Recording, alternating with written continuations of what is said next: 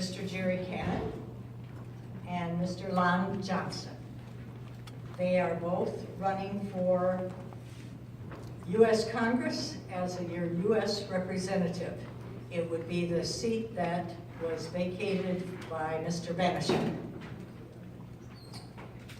These are questions coming up from the audience. If you do not have a card to write a question on, see one of our representatives, and they will get you a card and a pencil. Well, one more part before I start with the questions. We have a ballot this year that is a little bit different, and so I wanted to show it to you. There's also a copy on the back wall, and when I finish with this one, it will be on the table over there. You can vote either in the Republican Party or in the Democratic Party, but you cannot vote in both. If you mark one here and one here, your ballot will be destroyed. When you finish marking the front of the ballot, be sure to turn it over. And on the back of the ballot, be sure that you get the correct column. Again, Republican on the left, Democrat on the right. And then there is one operating millage renewal proposal. But just so that you have a valid ballot, be sure to vote either on Republican or on Democratic on both sides. Here we go. Hi, Mr. Goodman. How are you? I'm fine, I'm Pauline. Hey, General. General, how are you? Mr. Jack Bergman, who is also running for U.S. Congress. Mr. Banishek's vacated position.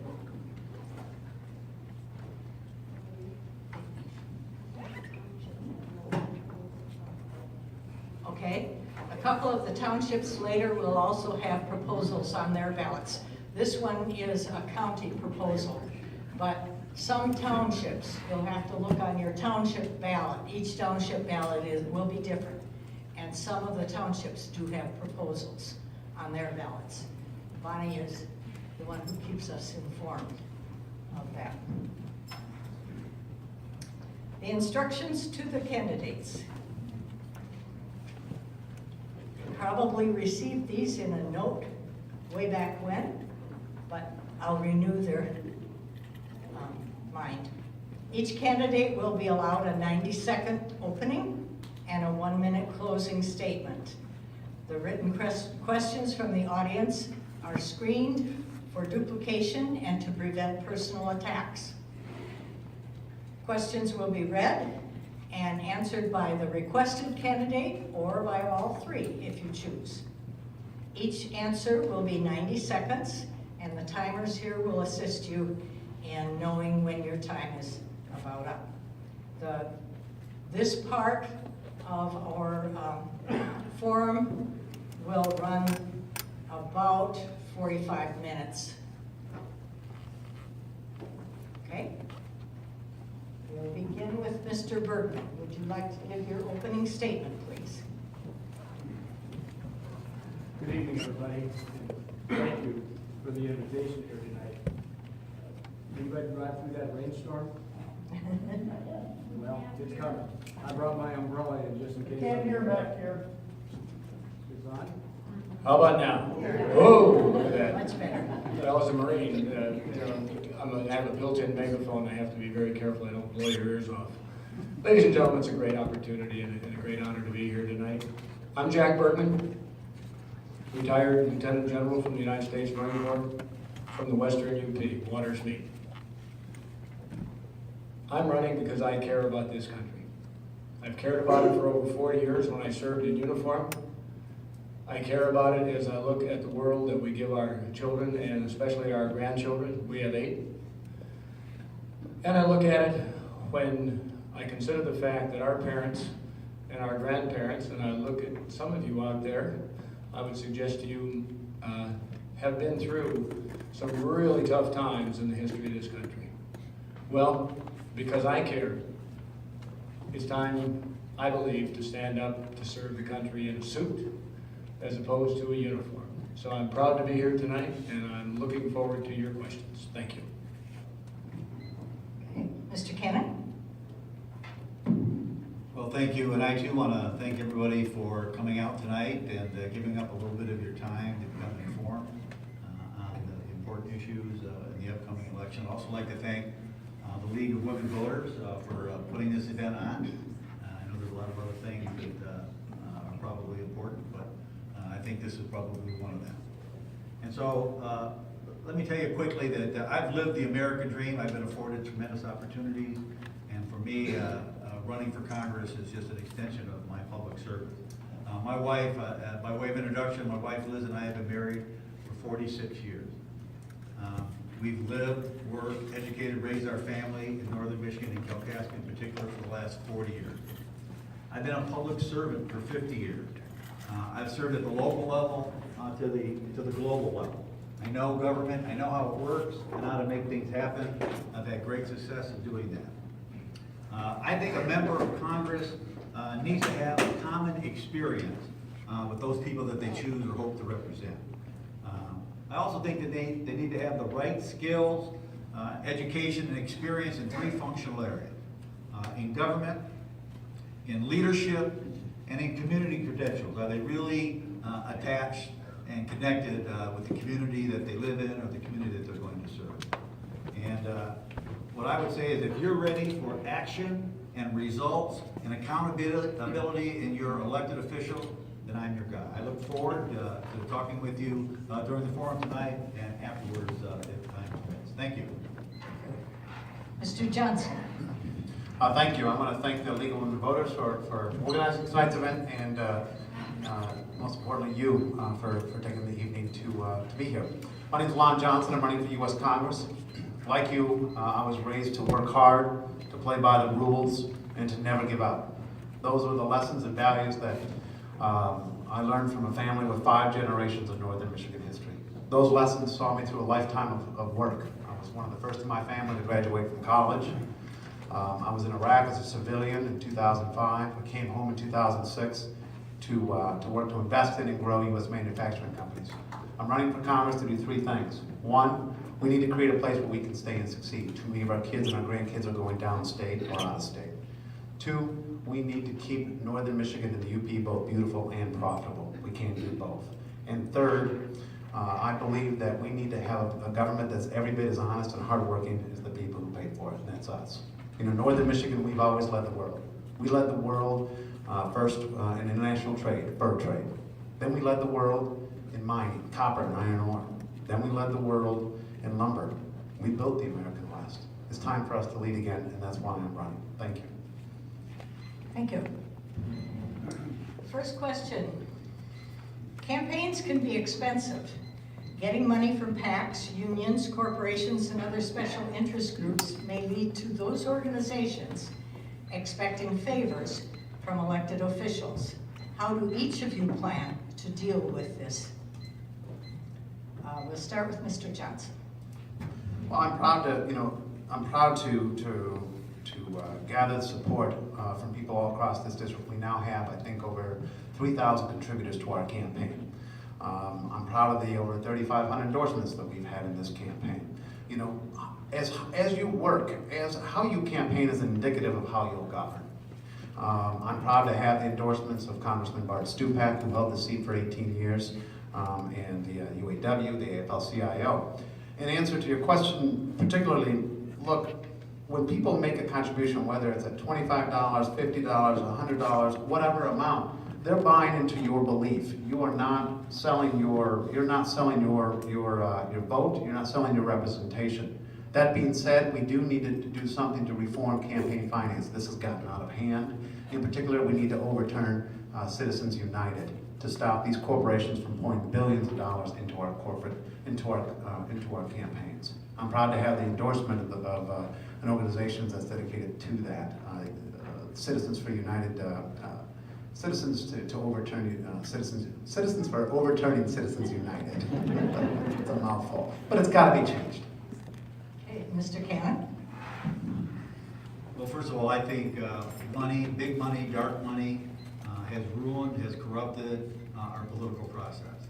We've gotten to the point where if you're a young up-and-coming, bright, potential political candidate, the first question somebody's gonna ask you is, can you raise $2 or $3 million? That's probably more money than most people would make in their entire lifetime. And so I'm against the big money in politics.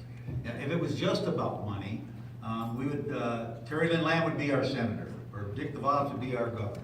Matter of fact, my opponent in the Democratic primary would probably be in the State House. It's not about money. It's about the right candidate with the right credentials, the right message that connects with people, and can represent their best interest on a day-to-day basis. Someone who has experienced the same kinds of difficulties that people have to live in northern Michigan. You know, it's tough. We all know. I've got 4 children, and 2 of them had to leave the area to go make a good living. I understand that. You know, we would love for them to come home.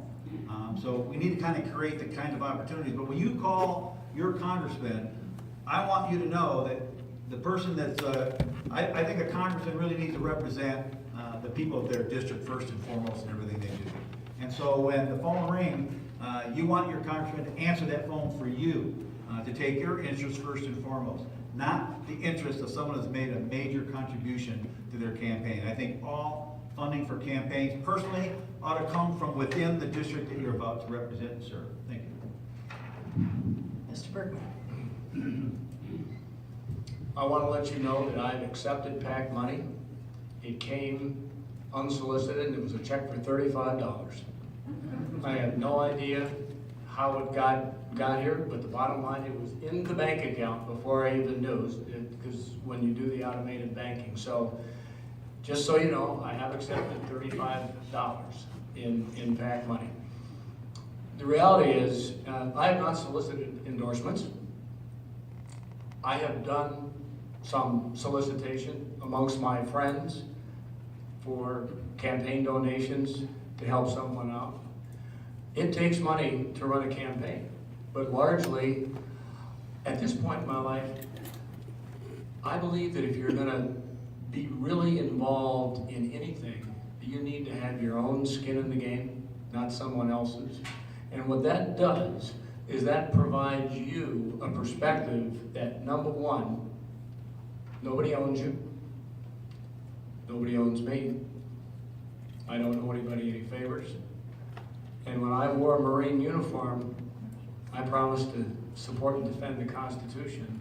And I support and defend all that's right fiscally in this country. And let's face it, we all agree that campaign finance is broken. So is the fiscal side of government. So the point is, when I go to DC, I'm going to hold the power of the purse very tightly and utilize that power to make sure that the changes we make are good ones.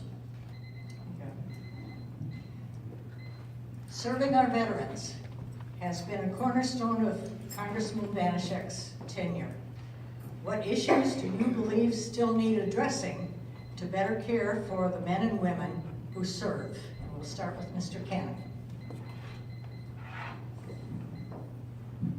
Well, serving our veterans is near and dear to my heart. Anybody that is considering to wear a uniform, has worn a uniform and taken it off, or currently wearing a uniform, is of concern of mine. And so to make sure that our people are serving in the military are well trained and equipped and ready to serve their nation in any number of ways that we have to do that certainly requires our full support. After someone has served, we need to make sure that our veterans are taken care of. There's a promise that we have made to our veterans to make sure that they're taken care of. And so one of the things that we can do is make sure that we've got a relatively new Secretary of the Veterans Administration. We need to give him complete authority to do what he needs to do to modernize the business practices of the VA.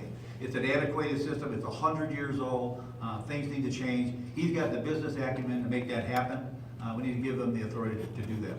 1. 2, I think we need to make sure that veterans, especially if you live in a rural area, that they should have the ability to go to their local hospital and get the care that they needed. I'm not suggesting that we don't have a VA. We need a VA more than ever to carry out the things that are unique to those that have served the military uniform. And finally, I think our veterans need to understand that we do support them, not just with lip service, but the priority, you can tell where our priority is, where the budget is. And when our service organizations say, we need this much money, but the Congress only provides this much, we're not putting our hearts and souls and our money where they need to be. Thank you. Mr. Burton. It's easy to speak with passion about veterans, especially when you are one, especially when you're the son of one and you're the nephew of one. Anybody who signed that enlistment signed a blank check to their country, payable with their lives, pure and simple. Any veterans who served earned all of their benefits. Michigan rates almost dead last in the services that are provided, whether it be a mix, however you do the metrics, whether it be a mix of the veterans actually receiving benefits or medical or whatever it is, but we're dead last. You know, that's awful. You have to have veteran service officers in the field. We have a lot of rural areas in the 1st District. The people, especially when it's January, aren't going to be able to come to you. You need to be able to go out to them. Over the last few years, it seems like some of the service officers those positions went out, and we had some bureaucrats in Lansing to replace them. Bad business model. Veterans Choice. Anybody here on Veterans Choice? Got your card? Is it working? No. Okay. Bottom line is Veterans Choice was a program that was rolled out by the VA. Good idea, poorly implemented, and it needs work to make it better. So the bottom line is vets earned it, they deserve it, they'll get it.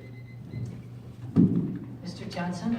I saw firsthand what our men and women sacrificed in Iraq in 2005 in the streets of Baghdad and elsewhere. I know I won't need to be reminded what our country owes these men and women. That being said, I believe that we have to streamline and get better and expand access to our veterans, not only in administrative and cut down the administrative delays, but also access, healthcare access. And second, we have a new era of veterans coming home with unique needs that we have to address: post-traumatic stress and suicides, and women's veterans. We have an expanding veterans that are women that we have to address. Like I said, these are things that I saw firsthand. I know the sacrifices that our men and women have made, and I believe our country owes them. Thank you. Next question. Ballast water from saltwater ships has been the source of most recent invasive species, with devastating consequences to the Great Lakes. There is now legislation before Congress that would remove EPA's authority to regulate ballast water discharges. Where do you stand on ballast water regulation? Mr. Burton. I'm fortunate enough to live on water in the western UP. And we, in our 14 lakes in our chain, spend big bucks every year that is largely, well, it's 100% funded through donations to control the invasive species. And invasive species are going to occur 2 ways. Naturally, because Mother Nature always gets a vote, and through negligence. I do not support the careless discharge of ballast water.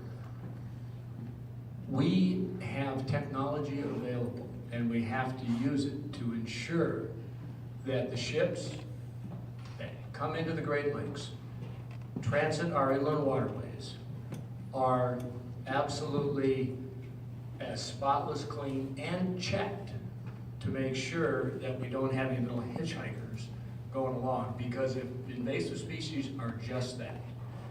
We can't afford it. It's the wrong thing to do to peel back on controlling, in this case, the ballast water, because that was the specific question. Mr. Cannon? I'm sorry, Mr. Johnson. I'm sure I would oppose any efforts by the to limit. I would oppose any efforts that would not regulate the release of ballast water. I believe invasive species are a real threat to our Great Lakes. In fact, I've read that they're already starting to find the DNA of Asian carp in our Great Lakes. Alpena, in particular, with our economy, would be devastated. You know, in addition, we have an obligation The first congressional district has the most fresh water of any district in America. Whoever is in this seat will be looked to lead our nation on our freshwater policy. In addition to protecting against invasive species, I believe that we have other duties to protect our Great Lakes. We need to shut down Line 5. We need to protect against water that's being transported outside of the Great Lakes water basin. And we also have to stop the dangerous practice of fracking. Okay, now, Mr. Cannon.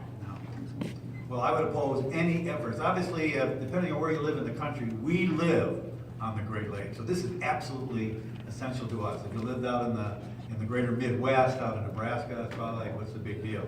It is a big deal. Water is the lifeblood of our economy, especially when you talk about shipping, obviously bringing iron ore and all those things, food products from the Midwest.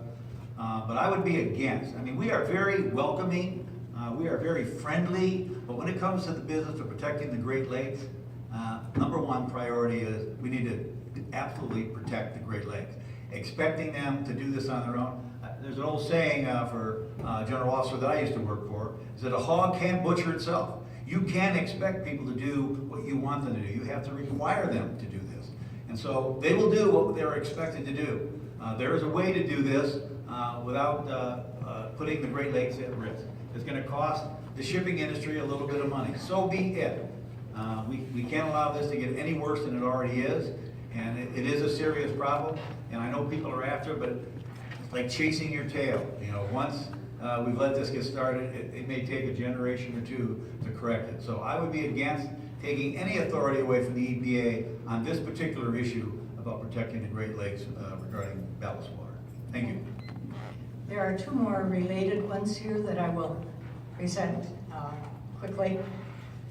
Mr. Johnson, the practice of fracking promises to provide us large quantities of natural gas. It's known to cause serious damage. Would you tell us if you believe our current laws and regulations provide adequate controls over fracking? As stated earlier, I don't believe in fracking. We have natural gas underneath our feet. That's gold. We have to learn how to get it out. We need to extract natural gas. It's important for our economy. I believe it's a perfect transition fuel as we move towards renewable energy. However, we must get that natural gas out in ways that doesn't harm our current environment. Think about this for a moment. We are taking millions of gallons of fresh water, mixing them with chemicals, putting them in the ground in such a way that we will never get them back for a set amount of natural gas. Ask yourself in 20 years' time, what will be worth more? Those millions of gallons of fresh water or that set amount of natural gas? We have to protect our natural water. We are displacing too much of it, and the effects of fracking are not completely known to be safe. So I would oppose natural hydraulic fracking for natural gas. To the natural gas fracking for Mr. Cannon, I'm going to add, do you have any idea of Canada's Enbridge company amount of money paid for carrying the fuel in Line 5 under the Great Lakes? Could you just repeat the question, please? Do you have any idea of Canada's Enbridge company amount of money placed in Michigan for carrying the fuel under our Great Lakes? Well, obviously, in the oil and gas industry, there are people who support the pipeline, and so there's obviously expenditures to support that industry. I'm not sure how much money is actually being spent, in the state. I'm sure that they're coming out way ahead. 23 million gallons of oil and gas go through that pipeline every day. You can do the math. It's I know if oil's up to $50 a barrel. I don't know. It's a lot of money. I don't think they're putting nearly as much money back into our economy supporting that pipeline as they are getting and realizing when that product gets to where it needs to go down in the Sarnia. But to give you an exact number, how much money they're putting in, I don't have the idea. But I think the equation is out of balance. We are on the short end of that equation, and they're reaping great benefits from that at our expense. Mr. Bergman? How do you feel about fracking and the pipeline? Did you want me to talk about fracking as well? You can if you want to. I still didn't understand the question, so my bad. Well, listen, fracking, we've been doing fracking. I live down in Kalkaska. We have an oil and gas industry that's huge. And a lot of jobs, without a doubt. And they've been fracking down there for 50, 60 years. But they've been doing vertical fracking, using thousands of gallons of water. Now we're doing this horizontal where they go out, and they are using millions of gallons of water. And in one case in our county, Kalkaska, and they usually drill water wells in the area where they're drilling to get the water that they need. They run that water table dry. They had to bring water in from surrounding communities. The point is that you can have an adverse effect. You can take too much water out of the ground.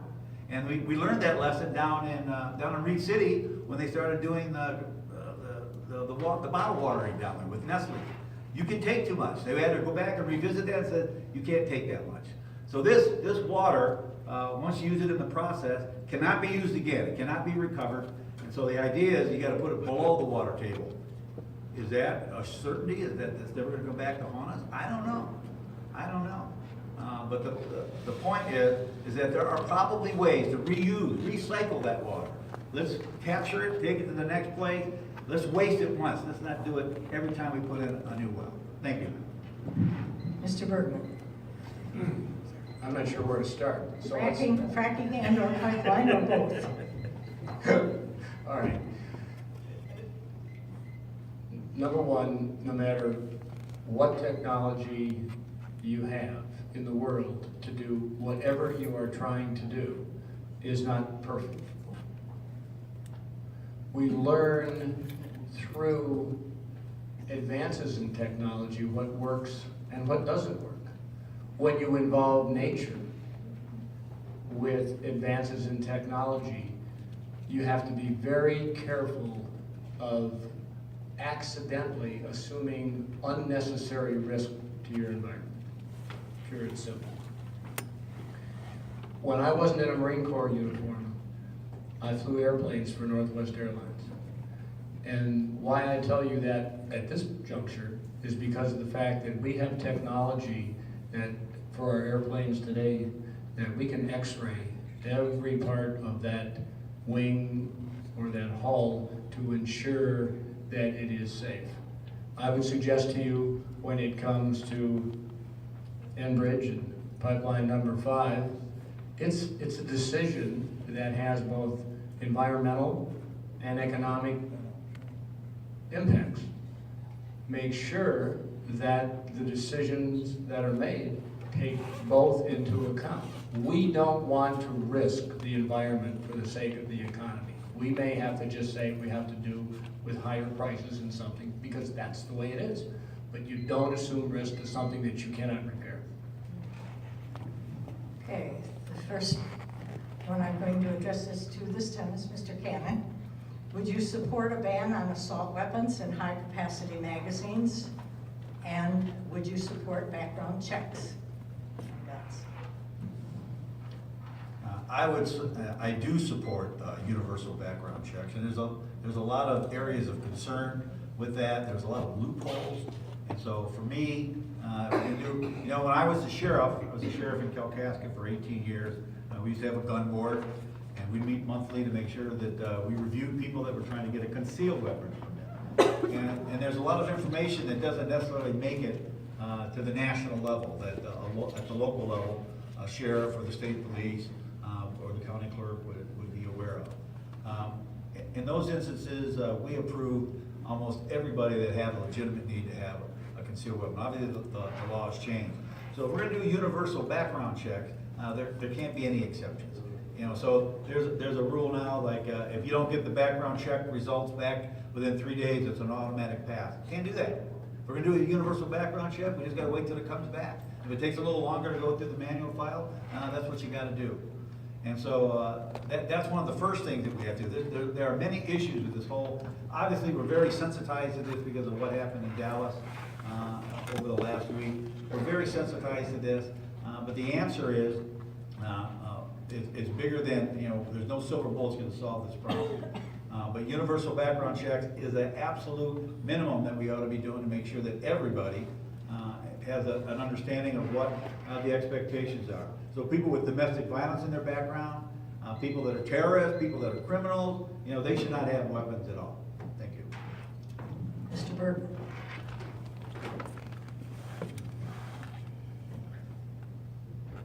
As a Marine, there's no such thing as guns. There's weapons. That's what they were designed for. We use them for their intended purpose. Now, there is no such thing as an emergency gun purchase. So anybody who's in a hurry, chances are the intent may not be what it should be. So the point is, we need to know not only who the person is that has requested to purchase that gun, but also a little bit more about them and what their mental state might be. Let's face it, everybody's got a stake in this. If you're the seller, you have a responsibility, just like you do if you're selling alcohol. You need to card people. You need to make sure that that person is eligible, if you will, to purchase that product. Anybody who violates that is putting others in danger. It's one thing if you want to put yourself in danger, but don't put others in danger. We don't need to have the dialogue going on and on and on because we didn't do something as a country. There's a saying, if you see something, say something. I would suggest to you that really, if you sense something, do something. Don't wait, call it out to make sure that that individual is the right individual. Mr. Johnson? Whether you carried a weapon in the war or for self-protection or for sport, with that you carried a sense of responsibility. That's a sense of responsibility that the people in northern Michigan and the Upper Peninsula have. Regardless of where, elsewhere in this country may not have that same sensibility or same sense of responsibility, we have it here. I will protect the Second Amendment when I serve in the U.S. House of Representatives because that's where the people of the First District are. We believe in the right to keep and bear arms, and I will protect the Second Amendment. Okay. And this one starts with Mr. Bergman, I believe. Do you believe that we should repeal and replace the Affordable Care Act? Yes. Okay. That was just a pause. Is the Affordable Care Act 100% wrong, 100% ineffective? The answer is no. Is it largely 50+%, 70%? Yes. We need to relook at how we deliver and make available quality healthcare, accessible healthcare, and affordable healthcare. If you're a small business owner and you could before afford health insurance for your employees and you can now, is that the right way to go forward? How do you build a company when you're forcing your employees to go seek services elsewhere? We need to be able to compete across state lines for insurance to make sure that the market plays a factor in how companies are able to offer health insurance plans for their folks.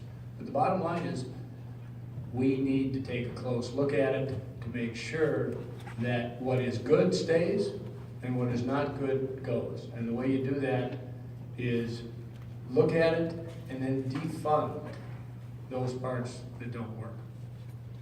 Mr. Johnson?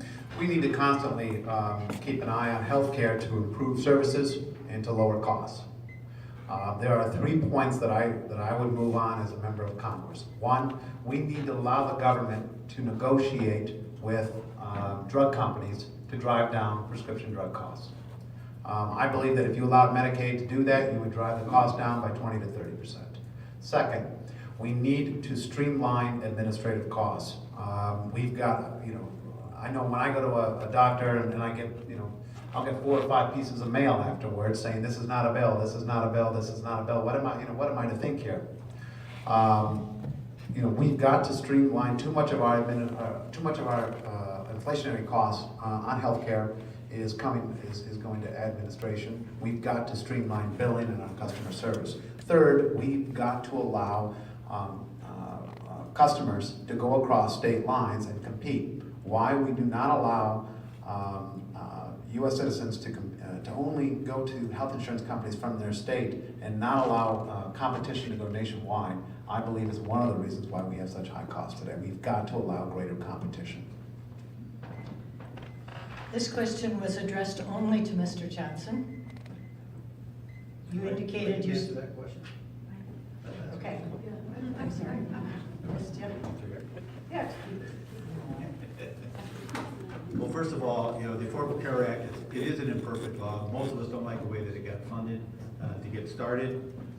Obviously, like any major piece of legislation socially, you know, if we don't like how it started out, you know, you reform it, you amend it, you revise it. You do whatever the weak parts of it are, go back and redo it. So I would be against just completely throwing it out unless you've got something to take its place. And I can tell you that we certainly want people to have access to affordable health care. And we can never you don't have to look far beyond our state to find out what happens when you put profits ahead of people. And so I sit on a local hospital board in Kalkaska. And in our hospital, you know, we were losing money. You know, people would wait till the last minute, they'd come to the emergency room, the most expensive care that we could provide, we were all paying for that. Since the Affordable Care Act, our charity care is going down 40%. People are coming in and doing preventive care.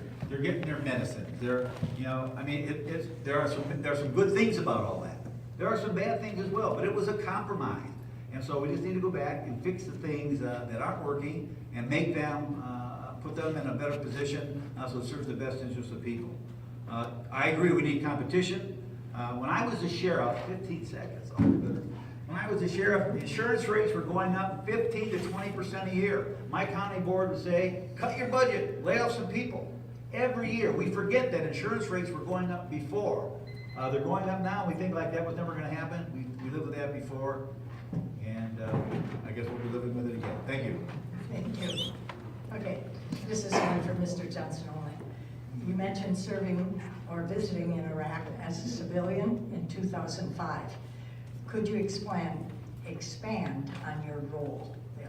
I was part of an organization called the National Democratic Institute. It was formed in the 80s in part to go into countries current or post-conflict and help build the infrastructure of democracy. I was in a town about 50 miles south of Baghdad called Hilla, H-I-L-L-A, Hilla. My job was to work there to help build a political infrastructure. In particular, I was there for the constitutional and the parliamentary elections in the summer and fall of 2005. You know, it was an eye-opening experience, to say the least. I did not live in the Green Zone. I did not live in an army base. I did not live in the embassy. My job was to work directly with the population to help build a political infrastructure. The thinking here was that if we create a political infrastructure, it would create a stable government, and then therefore, you know, we would, our troops could go home soon. And that's what I did. Okay. Mr. Cannon, do you support the decriminalization of marijuana to make possession of marijuana a fine instead of jail? Do you support the legalization such as Colorado? Very good question. You know, when I started my career in law enforcement in 1970 in the metropolitan Detroit area, the war on drugs was just getting underway. And so here it is almost 50 years later. And I have to say, in my personal opinion, we haven't accomplished much. And so I think the entire criminal justice system needs to have a relook, to be reformed. But I also think this whole war on drugs needs to have another look. And so the decriminalization of marijuana, I think that's part of that process. And so I would not be opposed to doing something like that. States are doing it. Ohio's getting ready to do it. Colorado, some other states have already done this. If Ohio does it, you know, we're going to have a myriad of issues on our hands dealing with cross-state issues. So yeah, I think it's time that we relook at that, and to decriminalize that is certainly a step in the right direction. But I think the whole issue of the war on drug and how we deal with this entire issue needs to, after 50 years, needs another look. So I would support that. Mr. Bergman? Same question? Yep, same question. Again, the short answer is yes, and I'll tell you why. The cartel chemists today have created strains, if you will. I don't use it, so I don't know what the word is, but the point is, the THC level in some of the marijuana you could get today is equivalent to the finest cocaine that's on the market. So when you have youngsters, or anybody, but especially youngsters, who decide to experiment and don't know what they're getting, they can get something that is really, really, really gonna hurt them. So the reality is, let's face facts. The war on drugs is over. I would support the legalization so that we now know what we are getting. Just like when you go to a beverage store and you buy alcohol, you can read on the container exactly what alcohol by volume you're getting. We are a country of freedom of choice, but by golly, we need to know what we are getting in that product. Mr. Johnson? I believe that that should be left to the voters of the state of Michigan, and if the voters voted yes, well then there you would have your answer. We have a larger drug problem in this country, and that's opiates. All throughout northern Michigan and the Upper Peninsula, our county sheriffs, our hospitals are being inundated with overdoses of opiate drugs, be it prescription or heroin. You know, we have to do something to treat this. You know, billions of dollars. These drug companies are making billions of dollars on prescription medications, and in many ways they're helping a lot of people in pain. But the unfortunate byproduct of that is addiction, and we have to go and create, I believe, treatment centers for a problem that's becoming very expensive and wrecking too many of our families, and that's prescription and opiate addictions throughout northern Michigan. Okay, looking at the clock, it's time for our closing statements. We started from this end, so we'll start from the other end. Mr. Johnson, your closing statement. 1 minute. 1 minute. You know, Washington is changing. We're getting people in Washington that are rewriting the rules for the wealthy and the well-connected. They are writing trade deals that are shipping our jobs overseas. They're seeking to risk our Social Security on Wall Street. These folks are going to Washington and worrying about their own re-election. We need to send somebody to Congress that's going to work for you, that's going to roll up their sleeves every single day and work to create a place where our families can stay and succeed. I believe to do that, we need to invest in and protect our greatest assets, our people, our land, and our Great Lakes. I'm asking for your vote today so I can serve that purpose. Please go to lonjohnson.com and you'll see more about me and my positions, and I just ask for your support. Thank you very much. Mr. Cannon? Well, every election is important. Every election is important, and equally important is our responsibility to do our homework and to get out and vote. And so, if I were you, I would think twice about a candidate with zero experience in government at any level and no expertise in our military, in foreign affairs, in public policy, or public finance. I'd ask you to look at every single candidate that's running on both sides of the ticket and look at their body of work. What have they accomplished? What is their education? What is their experience? What has been their civic engagement? And then ask yourself these questions. Do we share a common experience with that person? What have they done for others? Do they share our values? Do they have real-world experience? And can they make realistic and sensible decisions at a national level? I can, I have, I will. I've been here, I am here, I will be here after this election. My name is Jerry Cannon, and I ask for your vote on August 2nd. Thank you. Mr. Bergman? Ditto to all that's been said with the requirements and the criteria. Only one of the candidates of the 5 that are running has actually lived and worked in Washington, D.C. in the last decade. On my last recall to active duty from 2003 to 2009, I lived there for the first 2 years with offices in the Pentagon, The last 4.5 years, although I wasn't living in DC, I felt like it because I spent 40% of my time there dealing at the highest levels of government, testifying before Congress, and understanding how Washington, DC actually functions or not. The point is, when you select someone to represent you, you don't have time for them to go there and spend the first 6 months to a year figuring out how it all works, because it's a 2-year election cycle. Make sure that the person you choose already has done something, taken responsibility, led, been part of a group, whether it be national or international, that has actually performed something and gotten it right. On August 2nd, please vote, validate the service of all your military members by voting jackbergman.com. Actually, it's burdenforcongress.com. Check it out. Thank you for the opportunity. Okay, thank you, Mr. Bergman, Mr. Cannon, Mr. Johnson.